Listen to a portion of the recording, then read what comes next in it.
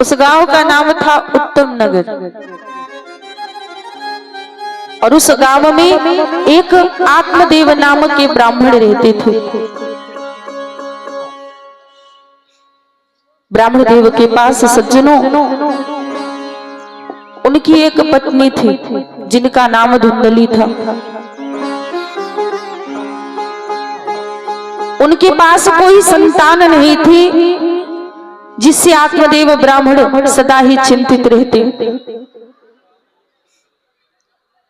लेकिन सज्जनों, जो उनकी पत्नी धुंधली थी, वे भी सदा ही अपने पति ब्राह्मण देव का अपमान करती, उनकी कोई भी बात नहीं मानती। अगर ब्राह्मण देव कहीं से कोई कार्य करके घर पे आते, धुंधली से भोजन मांगते, जल मांगते, तो धुंधली क्या करती? सिर दर्द का बहाना बना करके सो जाती। कहती कि ब्राह्मण देव ऐसा है, आप अपने हाथ से जल लेकर के पी लीजिए, अपने हाथ से भोजन निकाल करके खा लीजिए।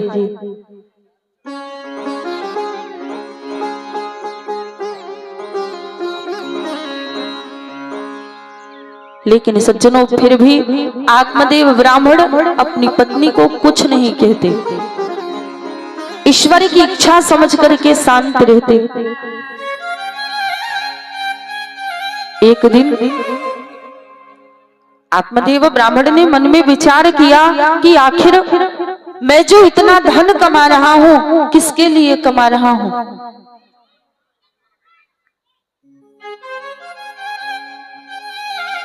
हमारे पास तो कोई संतान भी नहीं है, तो ये धन एकत्रित करके क्या करूंगा?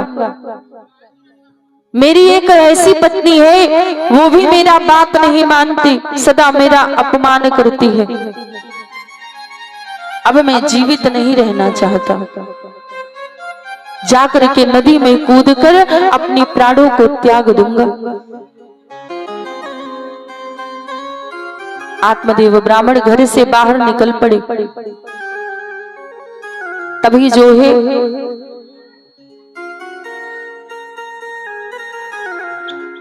भगवान सूर्यदेव एक ऋषि का वेश बना करके उनके पास पहुंचे। आत्मदेव ब्राह्मण ने उन्हें प्रणाम किया। साधु महाराज बोले कि ब्राह्मण देव, आप इतने चिंतित क्यों हो? कहां जा रहे हो?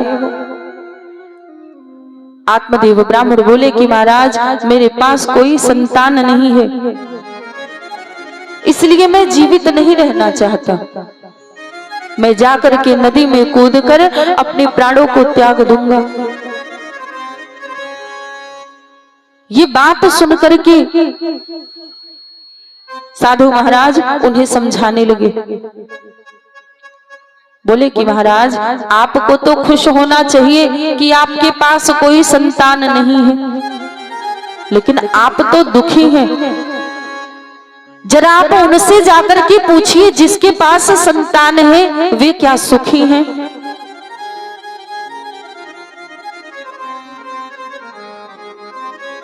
जिसके पास संतान है वे अपने संतान से बड़े ही कष्ट में हैं।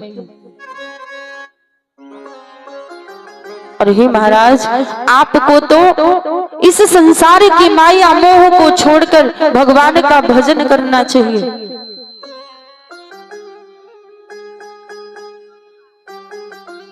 आत्मदेव ब्राह्मण ने मन में विचार किया कि यह कोई साधारण पुरुष नहीं है। आत्मदेव ब्राह्मण हाथ जोड़ के बोले कि नहीं महाराज,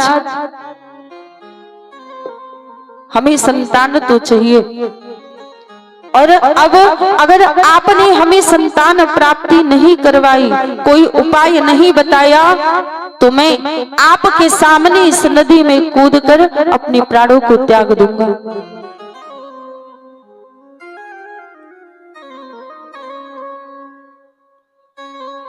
उस समय सज्जनों, कुछ ही समय के बाद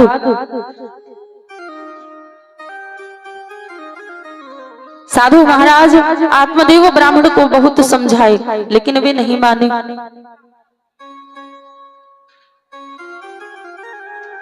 साधु महाराज जो है डर के मारे अपनी झोली से एक फल निकाले और आत्मदेव ब्राह्मण को दिए।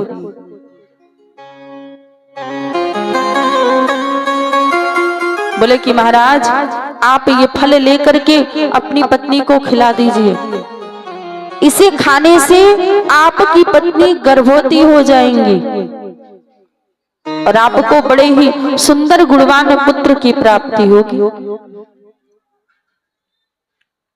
आत्मदेव ब्राह्मण फल पाए बड़े प्रसन्न हुए, फल लेकर के सीधे घर की ओर पहुंचे। घर पे जाकर के अपनी पत्नी को बुलाई। धुंधली से बोले कि तुम इस फल को खा लो, इसे खाने से तुम गर्भवती हो जाओगी और हमें पुत्र की प्राप्ति होगी। फल देकर के आत्मदेव ब्राह्मण चले गए। अब धुंधली जो है फल को हाथ में लेकर के चिंता में पड़ी है।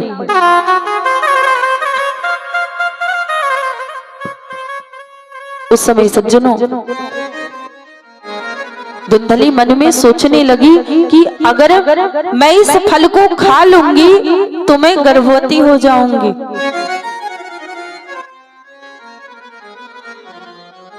और गर्भवती स्त्रियों को तो अनेकों प्रकार के कष्ट उठाने पड़ते हैं।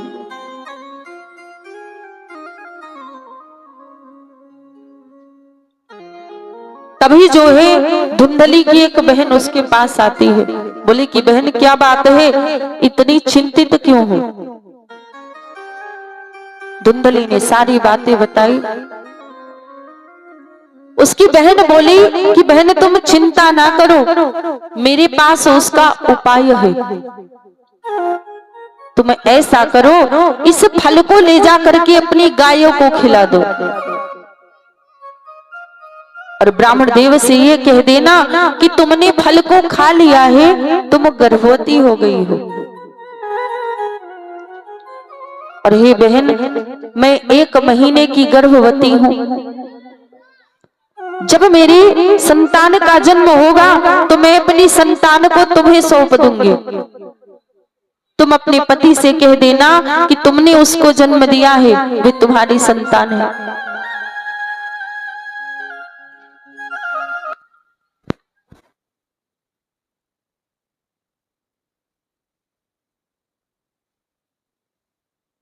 से आप लोगों ने कुछ अपने जीवन में परिवर्तन नहीं लाया, अपने जीवन में उतारा नहीं,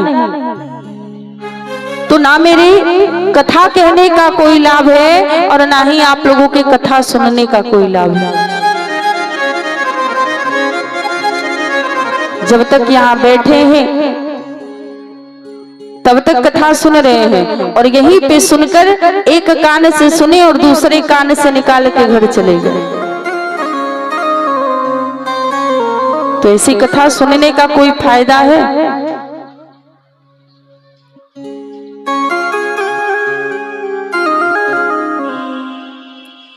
कथा से जो है हमारे जीवन की सारी व्यथा दूर हो जाती है, अगर उसे अपने जीवन में उतारा जाए, अच्छे विचारों को लाया जाए।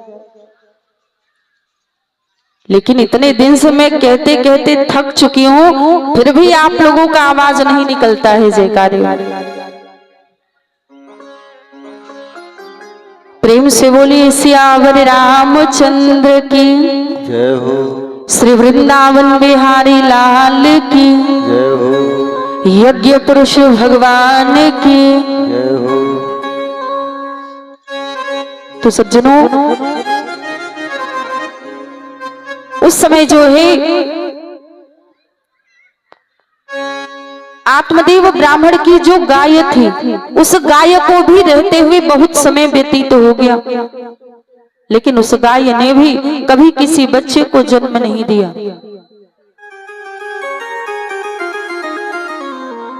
इधर